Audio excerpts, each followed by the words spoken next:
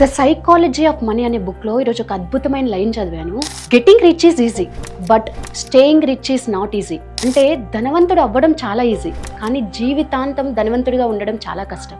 మనం life time ధనవంతుడిగా ఉండాలంటే 2 C'లు అయితే కంపల్సరీగా ఫాలో అవ్వాలి. First C consistency. Yes, consistency అనేది చాలా ముఖ్యం. వారెన్ బఫెట్ గారి సక్సెస్ గురించి 2000 పైనే బుక్స్ వచ్చాయి. ప్రతి దాంట్లో మనం తీసుకోవాల్సిన ముఖ్యమైన పాయింట్ ఏంటంటే కన్సిస్టెన్సీ.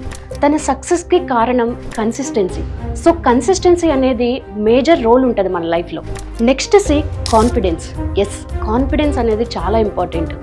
జాన్ లివర్మోర్ అనే వ్యక్తి దగ్గర తన 30 years ఉన్నప్పుడే తన దగ్గర $100 million ఉన్నాయి.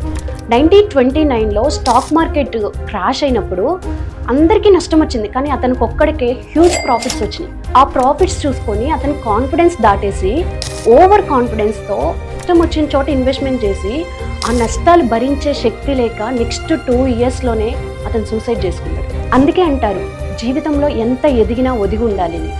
ఎంత ఎదిగినా ఒదిగి ఉంటే మనకి వచ్చిన సక్సెస్ ఎక్కడికి పోదు.